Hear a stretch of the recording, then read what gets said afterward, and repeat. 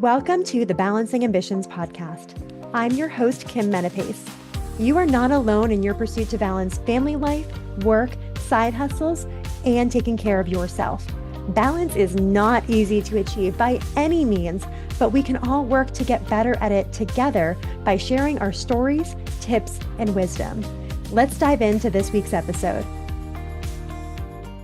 All right. Welcome to another episode of the Balancing Ambitions podcast. I have another former colleague that I'm very excited to have on the show today. We have Josh Allen, the CRO of Quickbase. Josh Allen is the Chief Revenue Officer at Quickbase, where he is propelling the company into its next phase of growth by scaling the sales organization and cultivating a culture of relentless customer focus. With more than 2 decades of experience, he is known for building highly efficient, high-performing customer-facing teams. Prior to Quickbase, Josh was the Stage 2 Capital, a venture firm focused on early-stage technology companies, as a limited partner since its founding in 2018. Josh has led sales teams at some of the world's most renowned and rapidly expanding tech firms, helping drive their explosive growth. As Drift's inaugural CRO, he established a sales team that spearheaded the company's most substantial growth years, escalating annual recurring revenue ARR from 20 million to 60 million within 2 years, culminating in the company's acquisition by Vista Equity Partners. While at CarGurus, Josh drove revenue growth from 120 million to 440 million, ultimately aiding in the company's initial public offering in 2017. Over his 10-year tenure at LogMeIn, he was part of the company's evolution from the modest 3 million ARR startup to a publicly traded enterprise with $360 million in revenue. Josh has a BA in government and legal studies from Bowdoin College. Welcome to the show, Josh. That's quite a mouthful on that resume. The major always makes me laugh when I hear it from my time, but that's liberal arts right there. It's like you're I was trying to figure out what I was gonna do. I think a lot of people, and the job role you probably have now, you weren't aware of back when you were in school, maybe for revenue and being the head of a sales team you were, but I know in product management, I had no idea what that was back, 15 years ago. No, I genuinely I had done an internship actually the summer before my senior year in college at the State House in Boston, and so that was my first real exposure to politics, and that's what I thought I was going to go into. And I realized in that 3-month period that was not going to be the way for me. So I had to kind of pivot, and after I graduated my senior year, figure out what I was going to do next. And had some former teammates of mine that ended up in technology sales and haven't looked back since. I imagine there's skills that are helpful though from the politics world with, I think, relationship building, communication. I feel like there's probably a bit of emotional intelligence, and all of those are probably transferable to what you've been doing for the last decade plus. Yeah, I would encourage like anyone who isn't sure what they want to do, like a liberal arts degree is a great way to get exposure to a lot of different things. And at the very least, it's going to help you hone your ability to write, your ability to communicate, your ability to debate, all things that are very useful and helpful in whatever workplace you find yourself in. So I couldn't agree more. And I think business also, that's what I studied. There's a well-roundedness to it, and you can apply it to different interest areas and things but it's a backbone of everything. If you love dance and want to start a dance, studio or something, you could still use it. You can always leverage these backgrounds in different ways. And I feel like everyone has a fun, different path that they navigate to end up where they are. I actually remember when you were at CarGurus, you talk about, was it like a game of shoots and ladders or something? And that's how you would talk about your career. Yeah, I still remember that anecdote very distinctly from years and years ago. Do you want to talk about that a bit? yeah, and it's still sort of my go-to analogy or a way to visualize what I think most normal career paths look like. Because I think a lot of people they go on LinkedIn and they just see like, here are all the different roles, and they went from, SDR to AE1 to AE2 to enterprise to manager to director to VP. Like it just looks like a straight ladder. And the reality of the situation is it's not a straight ladder. There's a lot of lateral movement. There's a lot of doing similar work over and over and over again throughout the course of your career. And then once in a while you hit that little bump and you kind of move up the ladder and you get a little more, and then you do more of that. And then sometimes in your career, you start to kind of bump up against the ceiling, or you run into a situation where it wasn't the right fit, or the company was at a tough stage and had a layoff. There's been a lot of that lately where people have been laid off, and you kind of hit a slide and come back down, and it feels like you're having to start over again. That's totally normal. Like, that's a regular career path in tech and in a lot of other fields, where you're going to have your ups, you're going to have your downs, and you're going to have a whole lot of side to side where it's doing the same stuff for what feels like a long time. Yeah, that totally makes sense. So I actually want to take this in a different direction. Talk about when you actually took a step back from the corporate world. That was some crazy, busy, successful years we just talked about in that bio. But I think not too long ago, you stepped back from the corporate world for some time. Walk us through that. What were some of your motivations and reasoning for doing that? I did. I had gone to a startup, and I had worked at a couple of startups, and this traces all the way back. So I got very, very, very fortunate when I was young in my career. I think I was 24 years old at the time, 25 years old when I joined LogMeIn. And so I was only a couple of years into my selling career. I'd only been carrying a quota for like a year and a half or 2 years at that point. And so I didn't yet know what good looked like. Like, I hadn't experienced multiple companies and seen like what a great sales floor looks like versus a mediocre one versus something in the middle. And and I got to LogMeIn, and when we were $3 million in ARR, and you never know what that company is going to be when it's that small. You have visions. Everybody has visions of what it could become, but the fact that 3.5 years later, we went public in an absolute desert of mergers, acquisitions, and IPOs. I mean, this was off the back of the housing crisis in the summer of 2009, when there was no activity in the market at all. And we just had such strong business fundamentals in the company that we were able to take it public and ultimately have, build a successful business in the public market over the course of many years. And so when you go through that at a relatively young age, and that's your experience, that also becomes the bar and the expectation. Like, you think you're going to be able to find those companies, and you know what the secret sauce is, and you know what makes them tick. And a couple of call it cold buckets of water in the face through other experiences going to early stage companies.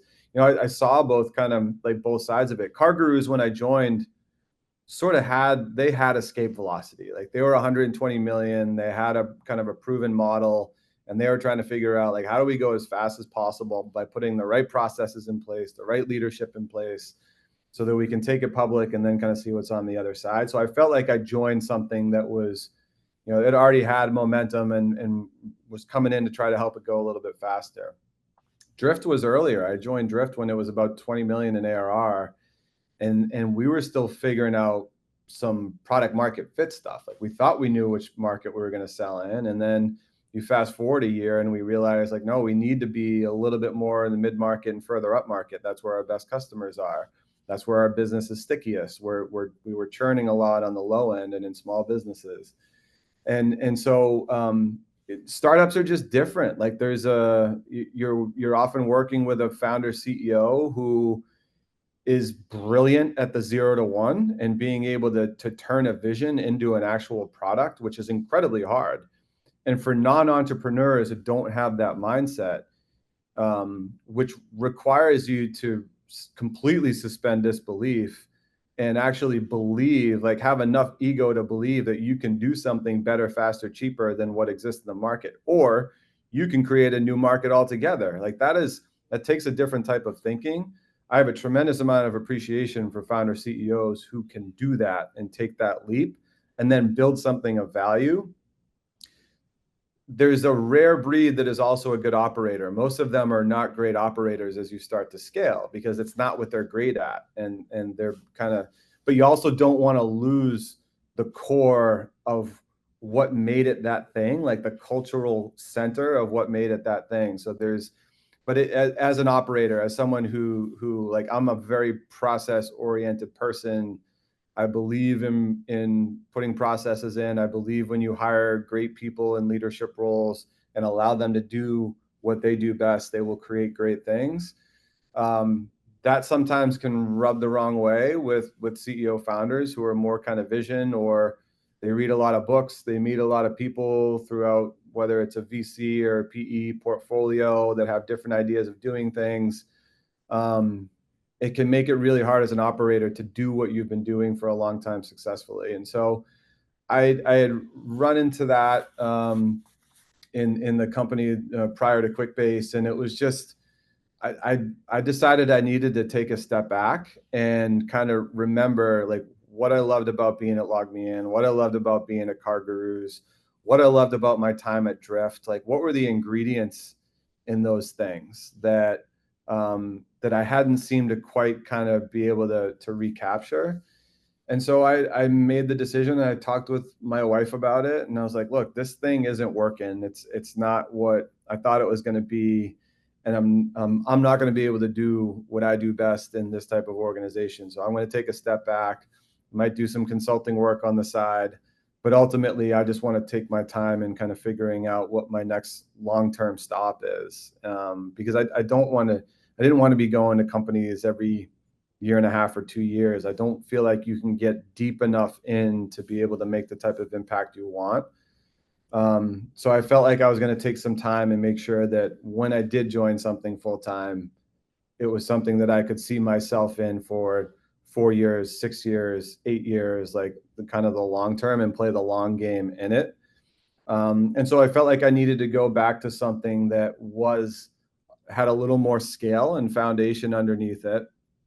But also needed a lot of work in terms of reformatting some of the process, some of the structure, try to capture momentum in the pockets where it was really growing and they were having success, and they maybe divest away from some of the practices and things that were being done that have expired, and we just need to move on from them as a business. So I took that 12 months and probably met with 60 or 70 different companies in that process, through a range of stages and phases, to just sort of narrow down in on what I was looking for. And one of the criteria was that I was going to join something that was a little bit further along, so over $100 million in ARR.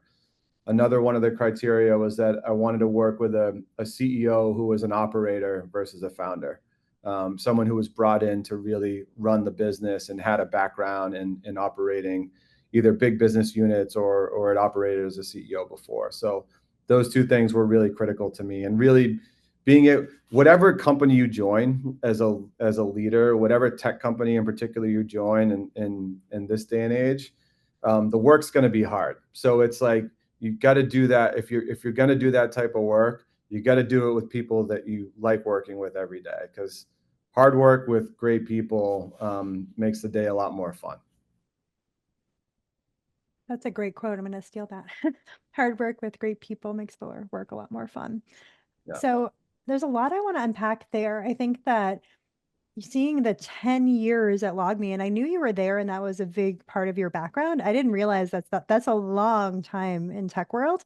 And you're right, the hopping every 2 years or so can be a little bit more normal that you see there. And you were realizing, having to step back, what you really want. And I like that, the ingredients of what type of environment, company, helps you really your strengths shine, and where it's really fun and exciting. And like you said, it is still rolling up your sleeves and getting dirty with the work, but finding a way that's going to really resonate with you, and you're going to have that enjoyment at work. And so you needed to take a step back in order to reset that. And I love that. So some other stuff that we talked about before going into this call was, you are a husband, you have kids, fitness is another big part of your life. Did that play a factor at all, or did that, how was that for the 12 months you took off? What were you doing with those elements of your life? A lot more of all of them, which was so, it was really fun. I mean, it was just to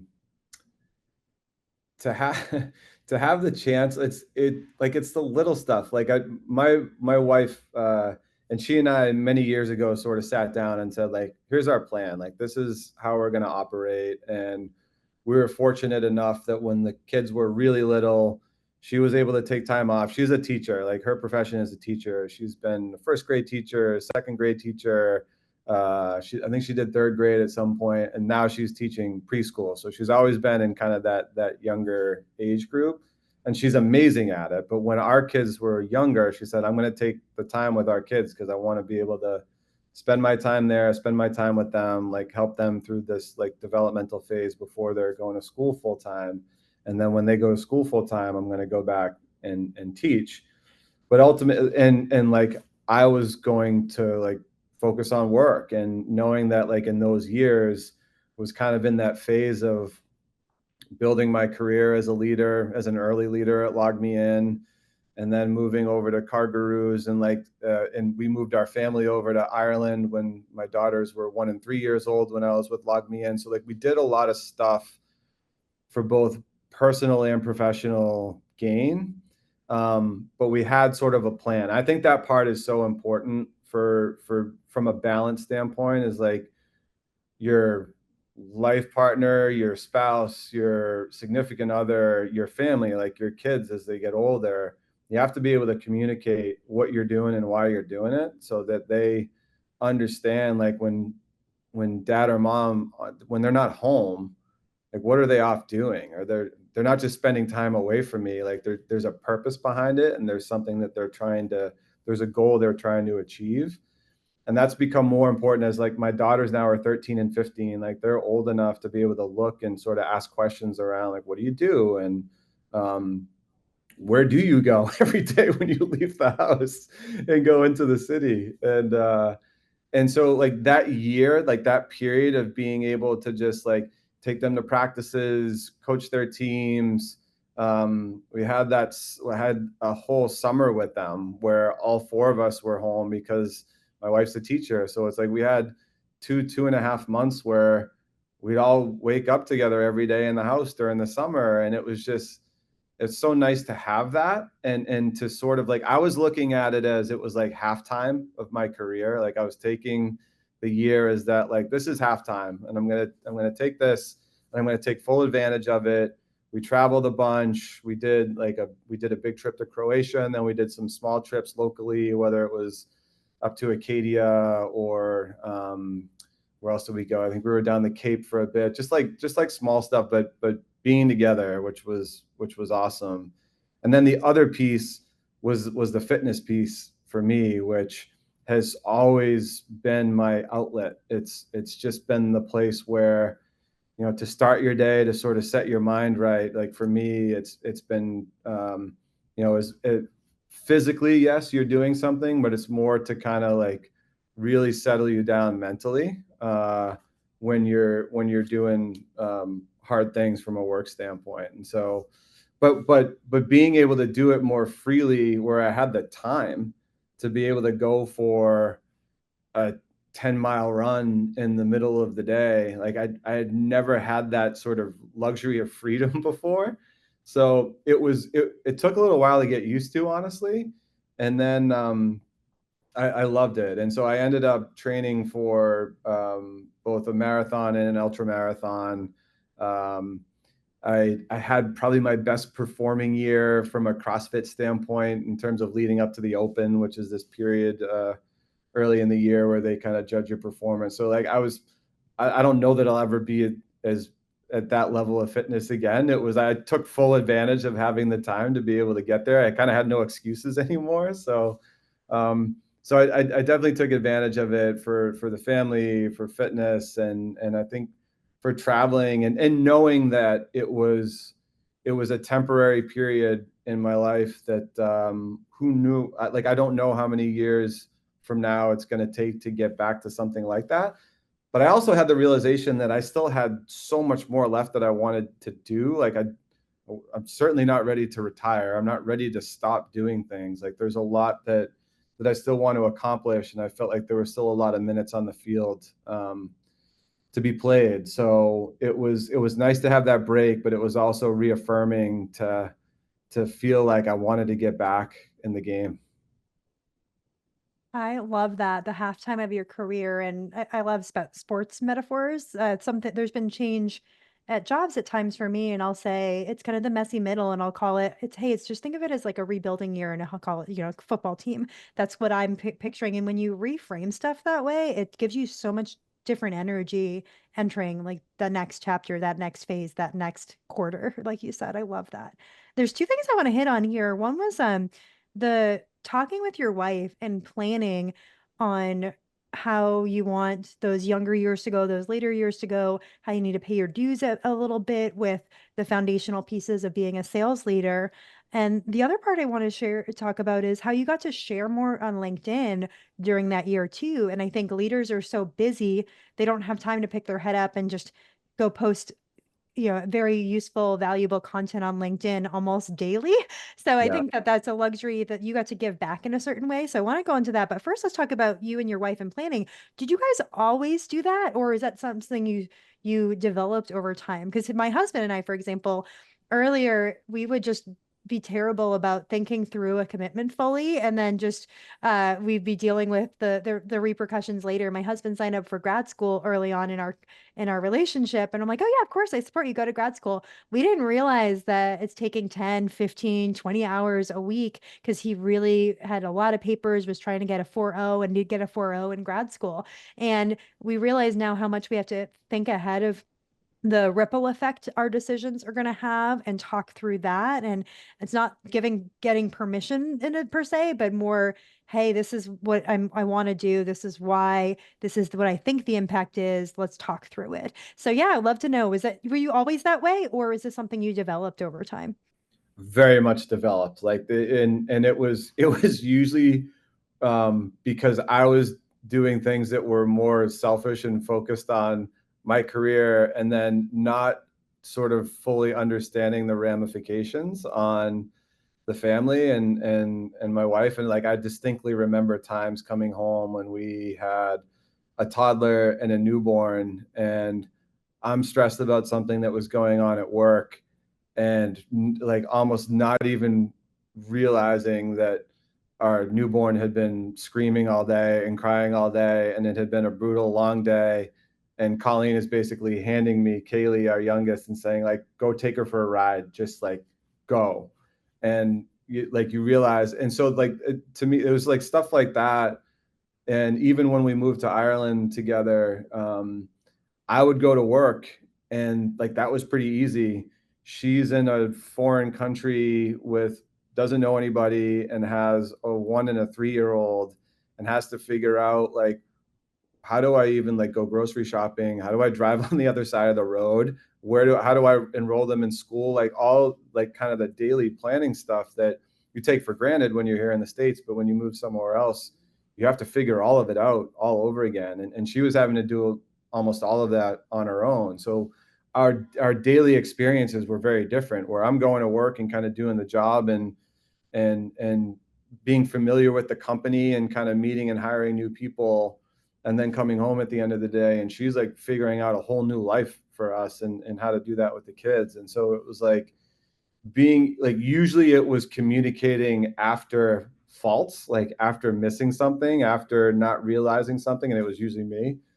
Still, that's still true today. Like that, we're not all the way on that, but through those experiences, and you learn more about how to communicate, how to just load balance across like time. And when you do have time together, like who's doing what and how are we doing it? How do you ask for help when you need it? Which is something that my wife works on. Like she is one, she's stubborn. She will take it. She will do it. And she won't ask me for help.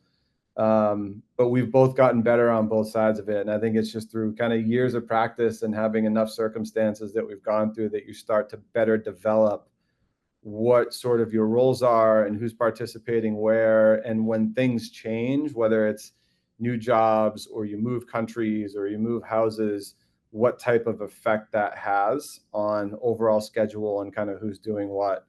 Always a work in progress. It's never final, but we have gotten better at it in the last, we've been married now for going on 18 years. Well, it's been 18 years of July. Yeah. Well, congratulations. That's not easy. And I think that I can echo the learning through faults and missteps on both sides. It's just that's how you learn. And then you try to just do better with that, bringing forward that experience that you've had.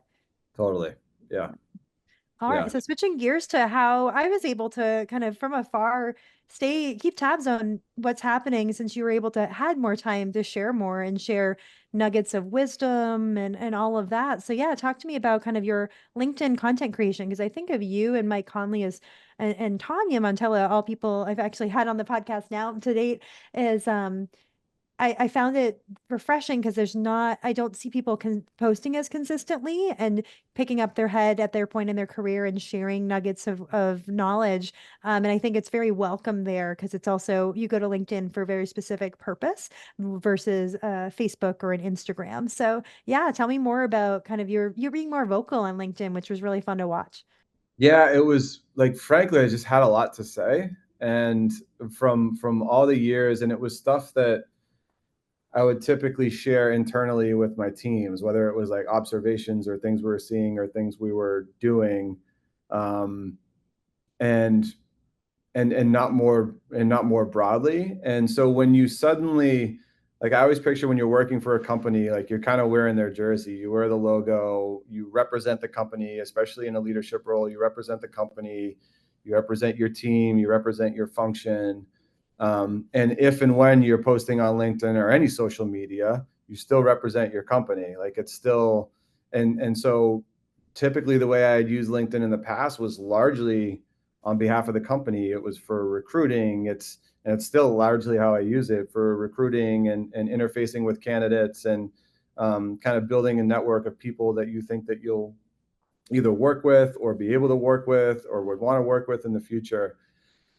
And so when you suddenly take the jersey off and all you have left is you, like, it's just you and it's your personal brand and it's your experiences and it's what you know. And I just found that there was a lot of stuff that I wanted to say and wanted to share through all of those experiences that I had had in tech.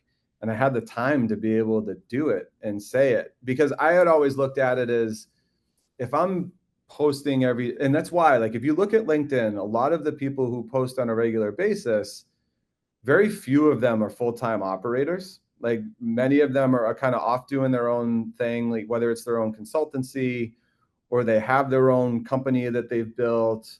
Um, and that's where most of the daily activity comes from. There's not a lot of everyday operators that are posting on there. And in large part, it's because the stuff that they would potentially post and share, they're working on with their team. Like, they're working with their direct team, they're working with their investors, they're working with, like, trying to solve big, meaty, hard problems. And almost all of their mental calories are going toward that. And that's just sort of how I feel. Is like, if I was spending the time to post on LinkedIn every day now while I'm in here at Quickbase, and we've got all of these major priorities and challenges that I'm working through with the team, it's just probably not the best use of my time. But when I didn't have that jersey on, yeah, it's like you get to really talk about the things that you're seeing going on. And I also, for the first time, had an outside in perspective that I could share, as opposed to an inside out perspective from being within the company. So plus, I was talking to founders, I was talking to a lot of different companies, whether it was through, like, potentially considering and looking at them, or that had reached out and connected looking for help and advice and stuff like that. So it was cool because I still felt like I had my finger on the pulse of what was happening. But I also wasn't necessarily tethered to any one thing. So it was like being able to take experiences, see what's happening now, and just kind of share in an arena where I felt like I was able to provide a slightly different perspective than what I was seeing largely on LinkedIn. So yeah, I feel it sounds like to me there was like a lot of freedom because you weren't wearing a jersey and Yeah. time freedom as well, which helped kind of allowed you to share more liberally and have a lot of reflection at the halftime of your career too. Because I think it's not like you're going out there and doing sharing all this content with only 2 years of experience. You have a lot more than that. And I think in the real estate space where my husband and I play, I think that there's some people that do that with very, very, short tenures and then are just very vocal. And so you think that they have all this wisdom and success just because of they're very good at marketing themselves. And so I Yep. think that um, you have these people that are very probably modest and busy and putting their head down for their own home team. And so I think that's the same with conferences too. I went to a product conference about a year or two ago, and I found, there's people that are very great presenters and speakers and stuff. And I think like, oh, some of my team would be awesome up there, but they're too busy to go apply and say, can I please be a a guest speaker in Cleveland, Ohio for this product conference? No, because they're trying to put their head down and solve their own team problems. And when they have a moment to pause in their career later, they'll probably go and share all the nuggets they got from that challenge and addressing that challenge. But it is hard in the middle of the game to do an interview, probably.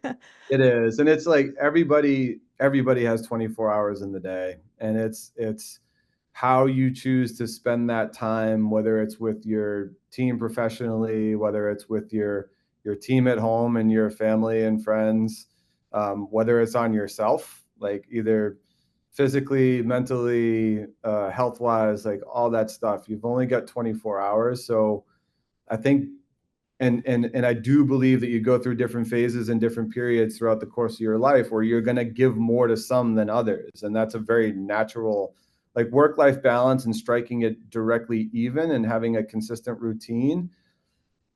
That it's going to get broken at some point. So it's sort of like when you accept that it will break and you can lean into something all the way and know that it's a phase that you're going to go through. Like that's how I feel right now is I'm logging the least miles that I've logged in since probably 2019 on a weekly basis.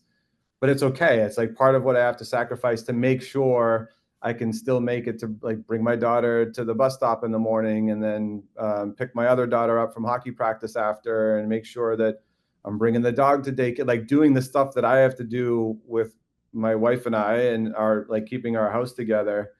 Um, and like do I choose to sleep 6.5 hours or less? Or do I choose to sleep 7.5 to 8? Like, it's like those are the trade offs you have to make and kind of make those decisions actively. And sometimes it's like day to day, week to week, where you're adjusting based on sort of like your body tells you a lot. And when you listen to yourself, like you can kind of make the right adjustments on the fly. And so that's sort of the routine I'm in now. Is like when I know I need to run because I'm just like, I gotta like you can feel it. Like I gotta go. So it's like, all right, like this morning was an example where it's like, yeah, I'm gonna set the alarm extra early and I'm up at 4:45 and out the door before 5:15 because I just gotta go. Like I just gotta sweat. I gotta get it out today.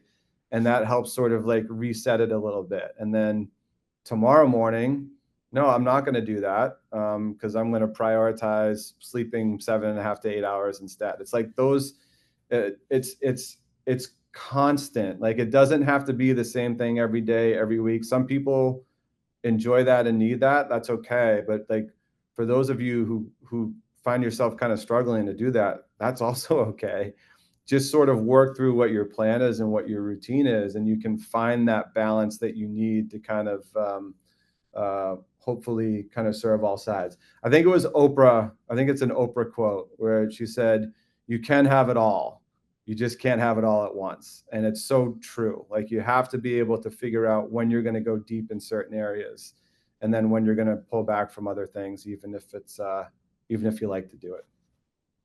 I love that. I feel like I share your approach to fitness and sleep and the constant trade-offs. I think for me, I look a week out and by day and I adjust. And I think that's important because if you woke up this morning with your alarm going off at 4:45 and you're like, I don't feel like it, and you hit snooze and you go back to sleep, I find that that knocks my confidence in a wide variety of ways because I made a promise to myself. I'm going to get up at, 4, whatever, and go the lift. And if I don't, not only did I not get the physical benefit, I just let myself down and I put a little crack in that armor. And that grows and grows and grows when you habitually do that. And so I feel like I think my kids are a bit younger than yours right now. I have a 2-year-old, almost 3-year-old, and a 5-year-old. But again, that practicality wise, when you're juggling multiple things, I think, I am saying I haven't been to the gym in a week because of a cold from the kids, but I have to be practical and say, I need the extra sleep right now because I'm going to be out of the gym longer if I push it too much. And so I just have to give myself that grace, but keep the promise I made to myself instead of try to overextend, and then burn out and continue to erode the confidence with all those micro decisions. Yeah. I think another helpful tactic is if you have something on the calendar that you're building toward, it changes your approach toward, like if it's just sort of like part of the everyday routine where I get up, I go to CrossFit, or I get up, I go run, or I get up, I go to Orange Theory. It's like if there's nothing on the calendar that you're kind of building toward, it makes it harder to kind of keep. It's easier to hit snooze, or it's easier to say, I'm going to opt out today. And you're right, because then you're sort of negotiating your own goals about, I can just let this be. I'll let this go today. And it's like, no, you do it today, you'll do it tomorrow, and you'll probably do it again next week. So I have found that, like, I signed up for an ultra that's not till next year. Like, it's almost a year away, but I needed to get that thing on the calendar. So now I know that come April, May, I'm building in structure that's going to force me to look at my whole routine and adjust to that thing now, because it's there for me. And so it becomes a forcing function for what I'm going to start to lean into and prioritize that I haven't been more recently. That's great. I really like that. So going into a little different direction of fitness and also entrepreneurship, I heard a rumor that you owned a CrossFit gym. So I heard that's true, and I'd love to hear, how did that come about? Sounds like you owned it for about 5 years. So walk us through, yeah, the opportunity, how it was running it, and then ultimately your decision to sell or exit. Yeah, it was we were it was a friend of mine. He and I were members at this gym called CrossFit 128, is just north of Boston here. Um, and the previous owner was looking to sell because she was moving and going out to the West Coast. And so there was another potential owner who was looking at the business that, we'll say, didn't have the best reputation for managing gyms. And so he actually approached me and said, "Hey, what do you think? I'm thinking about stepping in and making an offer on it." And I was like, "Can I join you? Like, I actually love to be a part of it." Because that place for us was very much a part of us. Like, it was, the community there was super tight. The all the coaches, the members, like, everyone was tight. It was a wonderful group of people. It was just a group that had a lot of respect for one another, like just a hardworking group of people.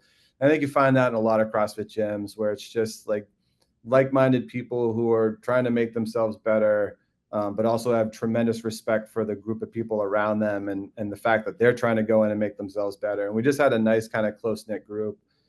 And so we decided to step in and buy it, and we bought it in August of 2019. So what turned out to be just before the world shut down with COVID, and massively uprooted any business plan that any gym owner had, for quite a while. And so and then on the back of that, a year after COVID, so going into 2021, our lease expired at the place we were in. And so our landlord basically kicked us out. We had to go find a new place. So it ended up being something, I think, a little bit different than we thought it was going to be when we first bought it, where we were hoping it was just, we had sort of a day-to-day general manager who was going to run the business, because he and I were both full-time workers, with pretty busy lives and families. And so, but we wanted to own it to sort of preserve it, like preserve the community. It was really a labor of love. Like, we bought it because we loved that place, and sure, we thought we could make a little bit of money off it, but more importantly, we thought we could preserve it and keep what we had built over the prior couple of years that we were there as members. So yeah, we bought it, we owned it for 5 years. We moved it into a new space that was in Peabody, and just kind of helped keep that going.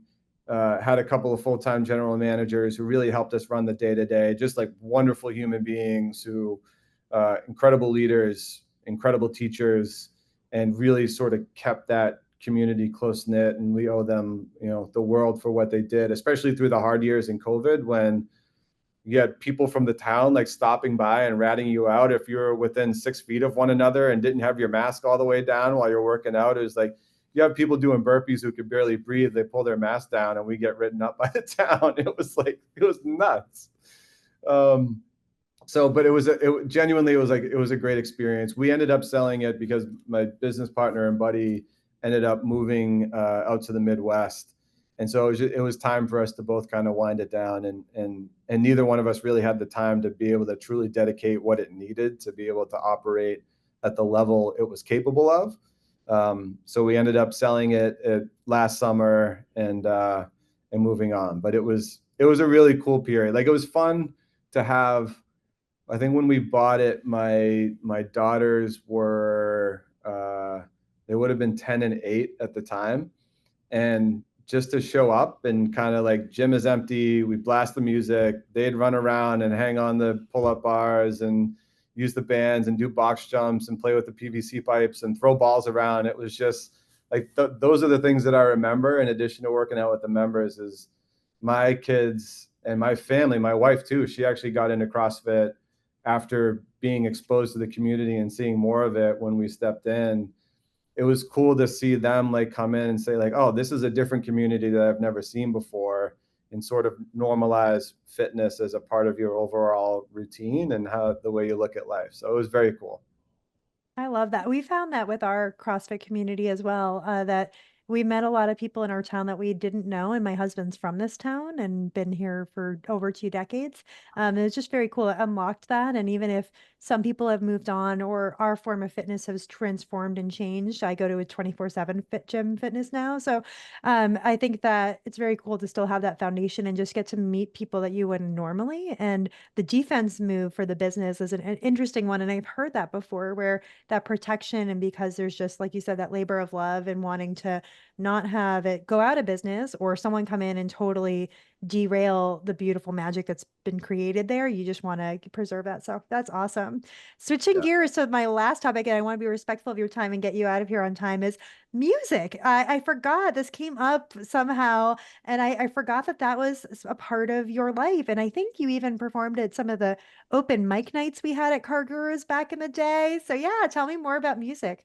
Yeah, we had a full band at CarGurus. I mean, between Dan Ober and Mike Boyle and uh, who was it, Joe? I think there were a few others that were like really good musicians, and so it was, yeah. We had a sit. They let me sit in one night and play with them. We did a bunch of different stuff.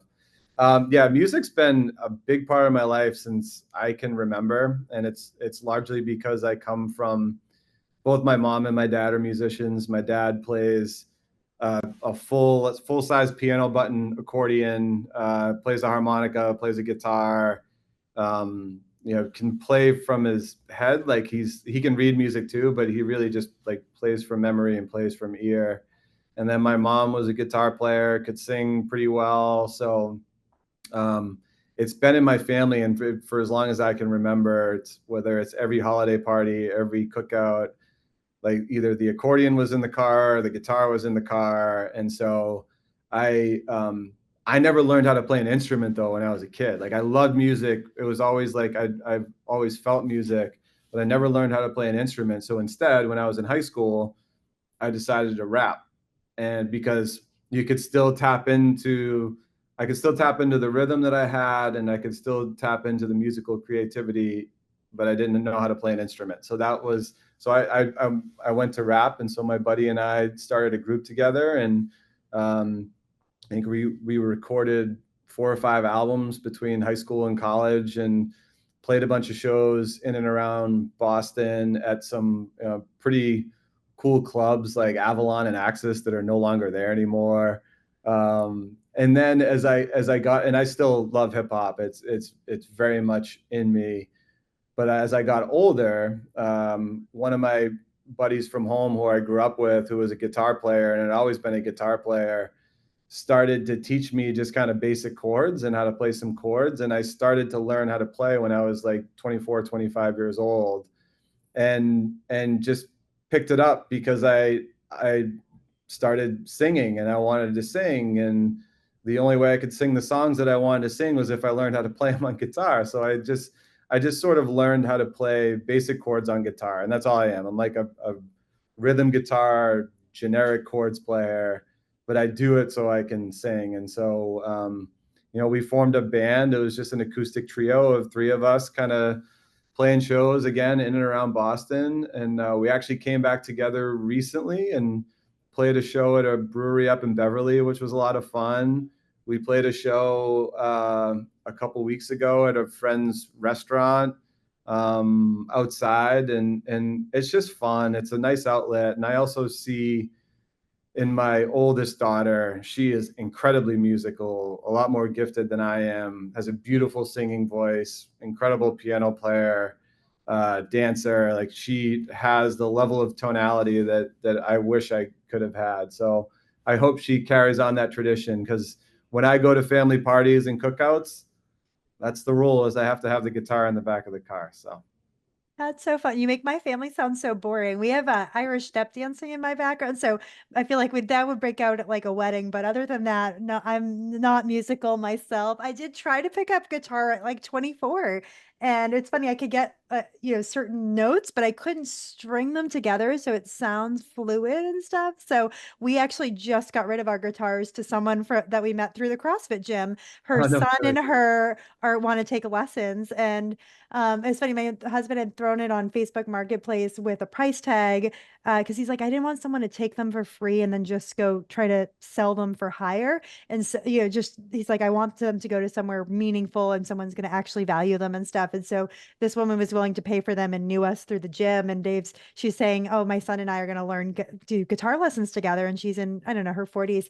And my husband's like, you can have them. Like, that's all we wanted, was for them to go to a great home. So someday we'll pick up musical instruments and guitar and stuff. But I had a failed attempt in my 20s. I'm glad yours was so much more successful, and that you're actually playing at, breweries and stuff. That's so fun. I wish I knew that. Well, guitar was not a failed instrument for me, but when it was right after it was right before I had met who came to be my wife, Colleen at the time. I the day after St. Patrick's Day, after a night of revelry in Boston, decided to buy bagpipes because I was going to learn how to play bagpipes after being inspired at one of the local Irish pubs. And that did not go well. And I think my roommate was ready to throw me out. He's like, "You can't, we can't do bagpipes in the apartment. That's not going to work." So I ended up putting those on Craigslist and selling them pretty soon after I tried to learn how to play. Oh my, that's the thing my husband would do. Find some, out of some wacky instrument and be like, I'm gonna learn this, and we're just gonna have this around the house now. Oh man. Well, as we wrap up, any final parting words for folks about trying to balance family life, career, having hobbies? I think fitness alone or music alone could be a hobby, never mind both of them, with a demanding job, and trying to be as present as you can with your kids that sound like they're in the, teenage or preteen age right now. So yeah, well, how do you do it all? Any tips for finding that balance or actively trying to work on it? I think it's first being okay with the fact that you're not going to be able to do it all. Once you can tell yourself that, and that it's okay if you're not doing them all, then you can start to figure out where your pockets of need are, and like when is the time to say, you know what, I am going to give myself 2 hours to sit down and just play the guitar and just play some old songs, maybe learn a new one that I've been dying to try, whatever it is. But don't, like, I think when you start to force yourself into, like, I have to keep to this routine, is when you start to crack in other parts of your life, because you're not really happy, and you're not doing it for the right reason. Like, the whole point of um, when you love the process of what you're doing, then you can find that balance in what you need to do. And I think that's what has taken me a long time to learn. Is even at work is a good example. it was, I think, off for a long time, especially like sales oriented. It was so focused on the outcome, and that could be an immediate outcome, or that could be an outcome that's a little bit further in the future, that you mentally start to move away from the process. And like, no, it's like, don't forget that you like to do the work that's in front of you, and remembering to enjoy those moments that are in front of you, like the good, the bad, and the ugly, and kind of everything in between. Because once you sort of like fall out of love with the process, or don't even like the process, then the outcomes aren't going to come anyway. And that's true in work, it's true in fitness, it's true in music, it's true in like family and your relationships, like all aspects. So making sure that I think you give yourself the permission to, when you don't have the time to do something, it's okay. But also when you're missing that thing, great, like insert it, step in and go do it, and make time for it, make it important, make it matter. And then the other piece is just like, especially for people with families, is make sure, like, keep those streams of communication open. Make it a discussion, make it a collaboration. It will always be a work in progress, and you're usually figuring it out through faults. So be open-minded and self-aware, and be able to talk about it, and you can usually find your way through stuff, and find the time to do the things that you want to do. Well, that's amazing. Well, on that note, thank you so much for joining us on Balancing Ambitions, and have a great rest of your day, everyone. As always, if you enjoyed this show, please leave a review, because when you leave a review or share an episode, you make it easier for someone else to find us and benefit from these stories and tips we share.